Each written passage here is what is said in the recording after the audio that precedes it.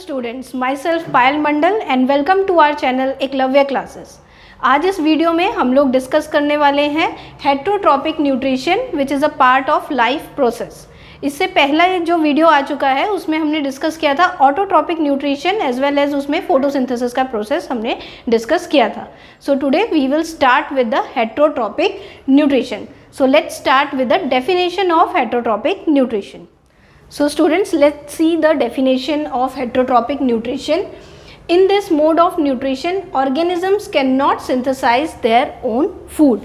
इस टाइप के न्यूट्रिशन में, दैट मीन्स हेटरोट्रॉपिक न्यूट्रिशन में ऑर्गेनिज्म जो है वो अपना खाना खुद से सिंथेसाइज, दैट मीन खुद से नहीं बना सकता. हमने क्या देखा था ऑटोट्रॉपिक न्यूट्रिशन में, that organism can synthesize their own food with the help of CO2, H2O, chlorophyll. उनकी मदद से ऑर्गेनिज्म अपना खाना खुद से सिंथेसाइज कर रहा था. लेकिन इस केस में ऑर्गेनिज्म अपना खाना खुद से सिंथेसाइज नहीं कर सकता. They depend on other organism for their nutritional requirement. वो दूसरे ऑर्गेनिज्म से अपना जो न्यूट्रिशन है वो लेता है. वो डेड एंड डिकेइंग ऑर्गेनिज्म से हो सकता है, प्लांट से हो सकता है, डिफरेंट किसी एनिमल से अपना न्यूट्रिशन ले रहा है, ऐसा हो सकता है. तो let's see the different types of heterotrophic nutrition. So students, these are the three different types of heterotrophic nutrition. First one is saprophytic. Saprophytic में क्या होता है, जो भी जैसे इसमें एग्जांपल्स है, फंगस है, बैक्टीरिया है, ये लोग क्या करते हैं, they take their nutrition from dead and decaying matter. Dead और डिकेइंग मैटर से जो फंगस है, बैक्टीरिया है, या जो भी सैप्रोफिटिक ऑर्गेनिजम्स हैं वो अपना न्यूट्रिशनल रिक्वायरमेंट पूरा करते हैं. Then second is the parasitic. Parasitic organisms क्या करते हैं, they take their nutrition from the living host. Living host से लेते हैं. फॉर एग्जाम्पल कस्क्यूटा प्लांट होता है. कस्क्यूटा प्लांट क्या करता है, जो भी प्लांट्स होते हैं उसमें रैप कर जाता है और उस प्लांट के जो स्टेम्स होते हैं उसमें से अपना न्यूट्रिशनल रिक्वायरमेंट लेता है. तो लिविंग होस्ट में से लेता है parasitic. Then comes the holozoic. This is the most important type of heterotrophic nutrition. इसमें क्या होता है, कॉम्प्लेक्स कंपाउंड्स को लिया जाता है. कॉम्प्लेक्स कंपाउंड्स को ऑर्गेनिज्म लेता है और उसकी बॉडी के अंदर डाइजेशन का प्रोसेस होता है. डाइजेशन के प्रोसेस में वो कॉम्प्लेक्स सब्सटेंस जो होते हैं वो सिंपल सब्सटेंस में कन्वर्ट हो जाते हैं with the help of different enzymes. और उसके थ्रू मतलब this is the process by which the organism take their nutrition. और इसमें एग्जांपल्स हैं, the best example is human beings. Then जितने भी एनिमल्स हैं, डॉग है, कैट है, टाइगर, जो सारे एनिमल्स हैं, herbivores, carnivores, the type of nutrition is holozoic. So today we will discuss holozoic and in that we will discuss the digestion process in the human beings. Human beings में कैसे digestion का process होता है वो आज हम discuss करेंगे. So students, let's start with the digestive system of human beings. This is the diagram for the digestive system. Alimentary canal भी इसी को बोलते हैं. So let's see. यहाँ पे है सबसे पहले बकल कैविटी या फिर माउथ जिसे आप बोल सकते हैं, जिसे हम खाना खाते हैं, माउथ या फिर बकल कैविटी. और उसके बाद आता है ईसोफेगस, जिसे फूड पाइप भी कहा जाता है. The next part of digestive system. पहला है buccal cavity, then comes the oesophagus. उसके बाद आता है स्टमक. स्टमक के बाद जो खाना है वो पहुंचेगा स्मॉल इंटेस्टाइन में, उसके बाद लार्ज इंटेस्टाइन में, और उसके बाद एनस के थ्रू जो है वेस्ट जो है वो बॉडी से एलिमिनेट हो जाता है. यहाँ पे दो और चीज़ें हैं, लिवर है और पेनक्रियाज मैंने लिखा है. उसके बाद माउथ में एक और चीज़ होती है, that is salivary glands. Salivary gland. तो ये जो लिवर है, पेनक्रियाज है और जो सलाइवरी ग्लैंड्स है, these are the three types of glands. ये तीन टाइप के ग्लैंड्स हैं जो डाइजेशन में हेल्प करते हैं. एक्चुअली डाइजेशन क्या होता है, digestion is the conversion of complex molecules into the simple ones. Complex molecules जो हैं वो सिंपल मॉलिक्यूल्स में कन्वर्ट हो जाते हैं with the help of enzymes in the digestion process. और उसके बाद जब वो सिंपल मॉलिक्यूल्स में से एनर्जी मिलती है तब हम उसे कहते हैं रेस्पिरेशन, जो हम नेक्स्ट पार्ट में देखेंगे. यहाँ पे जो हम डाइजेशन का प्रोसेस देखेंगे उसमें हम ये देखेंगे कि कैसे जो कॉम्प्लेक्स मॉलिक्यूल्स होते हैं, कॉम्प्लेक्स मॉलिक्यूल्स जैसे कि कार्बोहाइड्रेट्स, प्रोटीन्स, फैट्स, ये तीन ही मेन मॉलिक्यूल्स होते हैं, वो कैसे कन्वर्ट होंगे सिंपल मॉलिक्यूल्स में. तो यहाँ पे हमने देखा पूरा जो भी हमारा डाइजेस्टिव सिस्टम में क्या क्या पार्ट्स होते हैं। अब हम देखेंगे कि कैसे कैसे फूड जब एक पार्ट से दूसरे पार्ट में ट्रैवल करता है तो फूड के साथ कौन से एंजाइम्स जो हैं वो रिएक्ट होते हैं और किस तरीके से जो कॉम्प्लेक्स मॉलिक्यूल्स होते हैं वो सिंपल वंस में कन्वर्ट होते हैं। स्टूडेंट्स, तो आपने देखा डाइजेस्टिव सिस्टम में कौन कौन से ऑर्गन्स होते हैं और उसके साथ कौन कौन से एसोसिएटिव ग्लैंड्स होते हैं। अब हम देखेंगे डाइजेस्टिव सिस्टम का मेन प्रोसेस क्या होता है। उससे पहले ये ध्यान में रखिए कि what is digestion. Digestion means conversion of complex substance into simple ones. जो भी हमारे कॉम्प्लेक्स न्यूट्रिएंट्स होते हैं, अब जब हम खाना खाते हैं दैट मीन्स हम न्यूट्रिएंट्स को ले रहे हैं। न्यूट्रिएंट्स कौन कौन से होते हैं हमारे न्यूट्रिएंट्स? मेन कार्बोहाइड्रेट्स, उसके बाद है प्रोटीन्स, देन फैट्स। ये हमारे मेन जो है मैक्रोमोलिक्यूल्स जो बहुत ही कॉम्प्लेक्स मॉलिक्यूल्स होते हैं। इनको डाइजेशन के टाइम पे कन्वर्ट किया जाता है सिंपल मॉलिक्यूल्स में। जो कार्बोहाइड्रेट्स होते हैं वो कन्वर्ट हो जाते हैं ग्लूकोज में। प्रोटीन्स जो होते हैं वो कन्वर्ट हो जाते हैं अमीनो एसिड्स में। और जो फैट्स होते हैं they get converted into fatty acids and glycerol.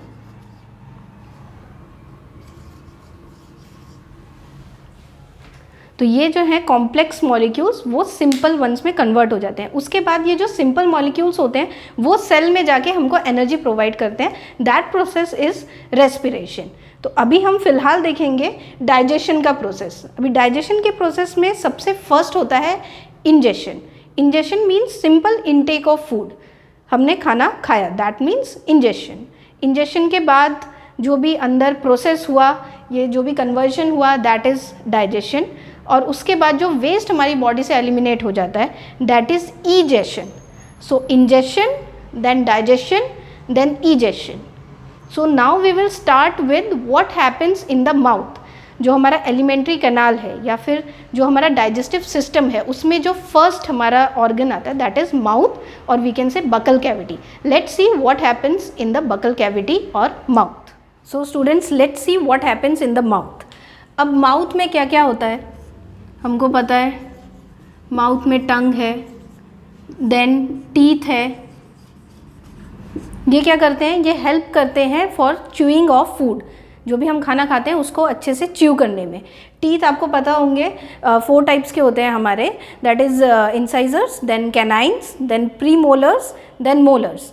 ये 4 टाइप के जो टीथ हैं और जो टंग है वो सब मिलके क्या करते हैं, जो हमारा खाना है उसको अच्छे से च्यू करते हैं। अब इसमें जो इम्पॉर्टेंट चीज़ है दैट इज़ माउथ में होता है सलाइवरी ग्लैंड। सलाइवरी ग्लैंड एक टाइप का एंजाइम रिलीज करता है, उसका नाम है सलाइवरी अमाइलेज। सलाइवरी ग्लैंड एक एंजाइम रिलीज करता है दैट इज सलाइवरी अमाइलेज। जब फूड माउथ के अंदर होता है उसका डाइजेशन तभी स्टार्ट हो जाता है। ऐसा नहीं है कि जब स्टमक में जाएगा तब डाइजेशन होगा, माउथ में ही उसका डाइजेशन स्टार्ट हो जाता है। और वो डाइजेशन कौन करता है? Salivary amylase. और वो क्या डाइजेस्ट करता है? It digest starch. Starch is a type of carbohydrate. ये जो स्टार्च है ये एक टाइप का कार्बोहाइड्रेट है जो सलाइवरी अमाइलेज के प्रेजेंस में कन्वर्ट हो जाता है सिंपल शुगर्स में।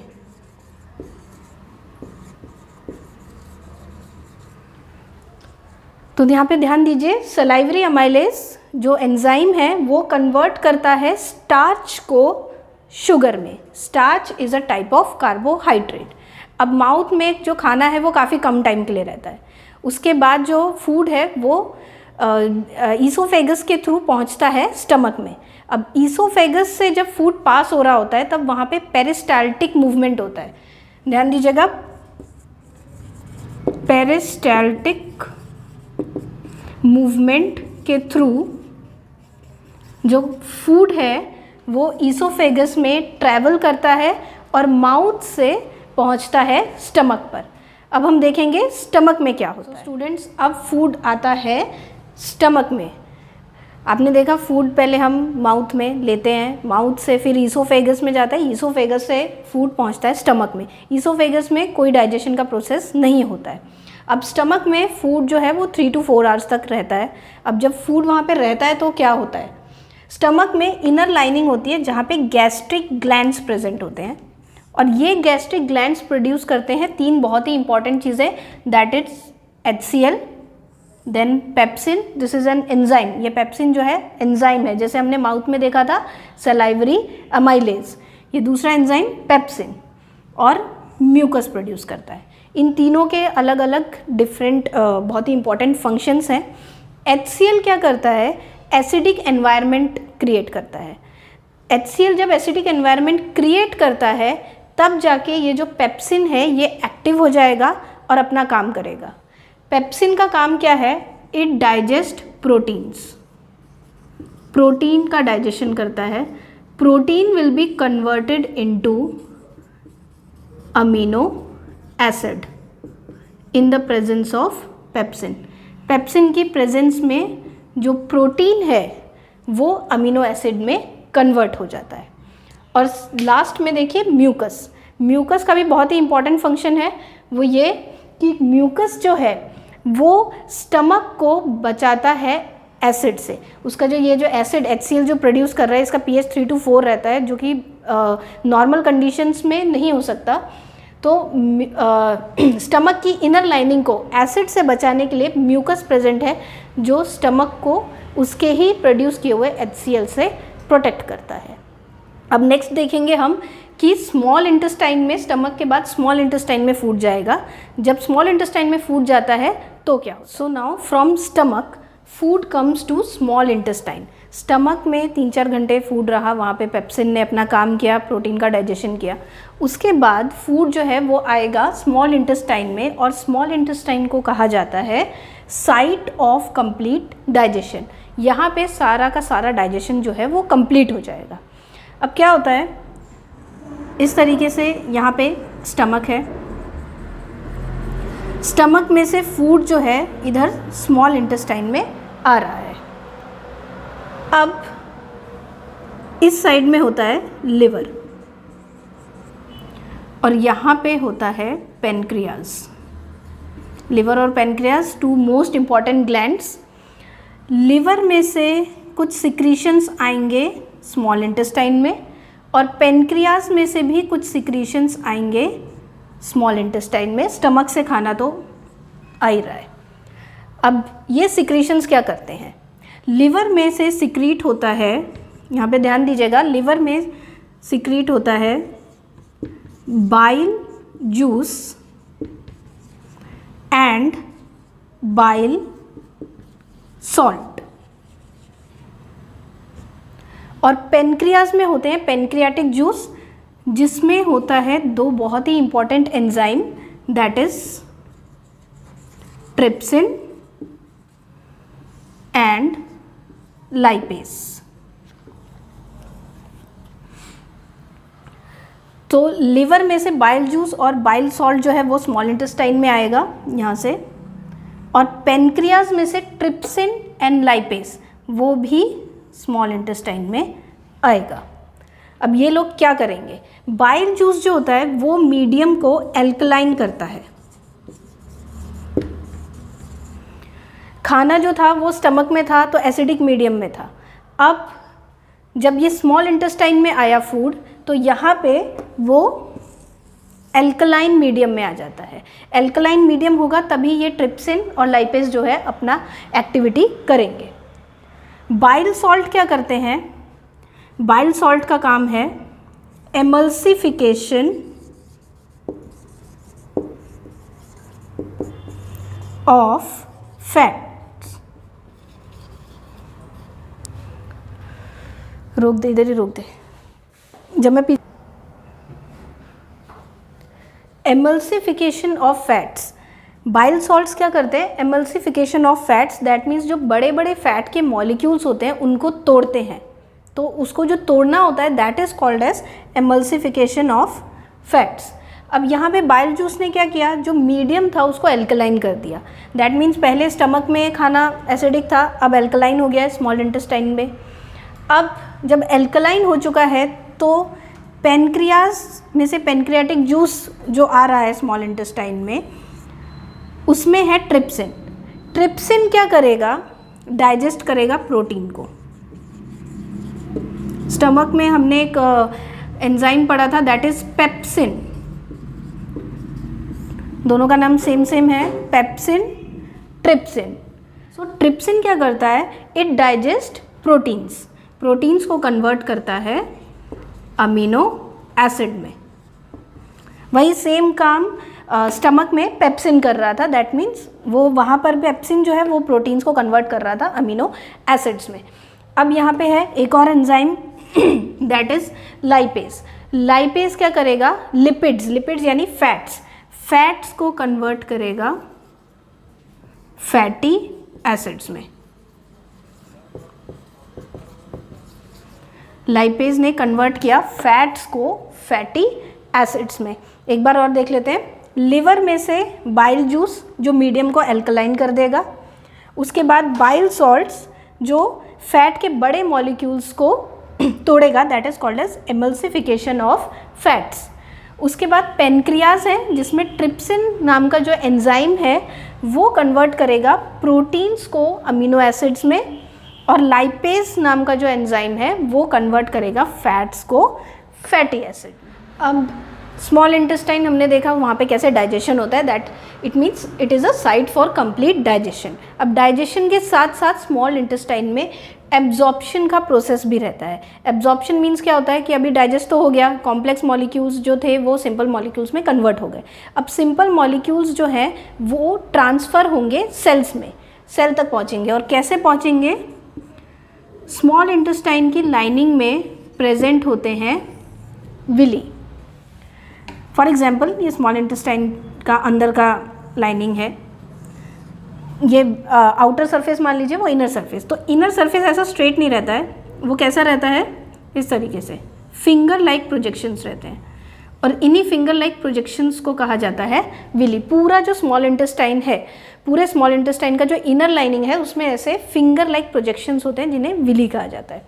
इन्हीं प्रोजेक्शंस में जो है ब्लड के जो नर्व्स होते हैं वो सारे प्रेजेंट हैं, ब्लड वेसल्स प्रेजेंट हैं। और ये ब्लड वेसल्स जो हैं वो क्या करते हैं, लेकर जाते हैं हमारे स्मॉल जो मॉलिक्यूल्स थे, सिंपल मॉलिक्यूल्स थे, उनको लेकर जाएंगे और सेल्स तक उनको ट्रांसफ़र कर देंगे। मतलब एब्जॉर्प्शन हो जाता है एक तरीके से। यहाँ पे जो सिंपल मॉलिक्यूल्स हैं वो इस तरह यहाँ से इनर लाइनिंग से एब्जॉर्ब हो जाएंगे, एब्जॉर्ब होके पहुँचेंगे सेल्स तक। तो कंप्लीट डाइजेशन भी हो गया यहाँ पे फूड का, और साथ ही साथ फूड जो है वो एब्जॉर्ब भी हो चुका है। अब after small intestine food will move to large intestine. Now after small intestine में डाइजेशन हो गया, एब्जॉर्प्शन हो गया। अब जो वेस्ट बचा वो पहुँचेगा लार्ज इंटेस्टाइन में। लार्ज इंटेस्टाइन में क्या होगा, वाटर गेट एब्जॉर्ब्ड, जो भी वाटर है वो ज़्यादा से ज़्यादा एब्जॉर्ब हो जाएगा लार्ज इंटेस्टाइन में। लार्ज इंटेस्टाइन में भी विलीज प्रेजेंट होते हैं, लेकिन वो सिर्फ वाटर के एब्जॉर्प्शन के लिए होते हैं। वाटर एब्जॉर्ब हो जाएगा यहाँ पे, और उसके बाद जो बाकी का वेस्ट होगा वो एनएस के थ्रू जो है वो एलिमिनेट हो जाएगा। अब यहाँ पे एक चीज़ है, लार्ज इंटेस्टाइन की जो लेंथ होती है वो होती है 1.5 मीटर्स, और जो स्मॉल इंटेस्टाइन होता है उसकी लेंथ जो होती है अप्रॉक्सीमेटली 6 to 6.5 मीटर्स इतनी होती है। फिर भी लार्ज इंटेस्टाइन को लार्ज कहते हैं बल्कि वो छोटा है, और स्मॉल इंटेस्टाइन को स्मॉल कहते हैं बल्कि वो लंबा है। ऐसा क्यों, because of the width. Width अगर आप डायग्राम में देखेंगे तो लार्ज इंटेस्टाइन का विड्थ ज़्यादा होता है और स्मॉल इंटेस्टाइन का विड्थ जो है वो कम होता है, इसीलिए उसको स्मॉल इंटेस्टाइन कहते हैं और लार्ज इंटेस्टाइन को लार्ज इंटेस्टाइन कहा जाता है।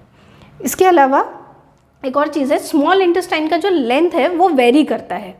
मतलब हर्बीवोर्स क्या होते हैं, वो हर्बीवोर्स जो होते हैं वो ग्रास खाते हैं, तो उस ग्रास में सेल्यूलोज होता है। सेल्यूलोज के डाइजेशन के लिए लॉन्ग स्मॉल इंटेस्टाइन चाहिए होता है, तो उनका स्मॉल इंटेस्टाइन जो होता है वो लंबा होता है। और जो कार्निवोर्स है, फ्लैश ईटर्स जो होते हैं, उनका जो स्मॉल इंटेस्टाइन होता है वो छोटा रहता है, क्योंकि फ्लैश के डाइजेशन के लिए ज़्यादा टाइम नहीं लगता, वो जल्दी डाइजेस्ट हो जाता है। तो कार्निवोर्स का जो स्मॉल इंटेस्टाइन है वो छोटा रहता है, हर्बीवोर्स का बड़ा रहता है। So let's revise one more time. Digestion के प्रोसेस में होता है पहले ingestion, that means food intake. उसके बाद होता है मेन डाइजेशन का process. Digestion means conversion of complex molecules into simple ones with the help of enzymes. जो वेरियस एंजाइम्स आपने देखे उसके हेल्प से कॉम्प्लेक्स मॉलिक्यूल्स जो हैं वो सिंपल मॉलिक्यूल्स में कन्वर्ट होते हैं इन डाइजेशन। उसके बाद एब्जॉर्प्शन का प्रोसेस होता है जो स्मॉल इंटेस्टाइन में रहता है। एब्जॉर्प्शन मीन्स जो भी सिंपल मॉलिक्यूल्स थे उनको सेल्स तक पहुंचाना। उसके बाद एसिमिलेशन होता है, एक्चुअली ये रेस्पिरेशन का पार्ट है। एसिमिलेशन मीन्स क्या होता है कि अब जो सिंपल मॉलिक्यूल्स जो सेल्स के पास पहुंच चुके हैं उसके थ्रू एनर्जी कैसे बनेगी, तो वो हम रेस्पिरेशन में डिस्कस करेंगे। लास्ट होता है इजेशन। इजेशन मतलब क्या होता है, जो भी वेस्ट हुआ वो बॉडी से एलिमिनेट हो जाता है। तो this is the whole process in the digestion. अभी हम अपने अपकमिंग वीडियोस में डिस्कस करेंगे लाइफ प्रोसेस के आगे के जितने भी प्रोसेस हैं, दैट इज़ रेस्पिरेशन। उसके बाद सर्कुलेटरी सिस्टम भी डिस्कस करेंगे। तो प्लीज़ बने रहिए हमारे साथ and please subscribe this channel for more videos.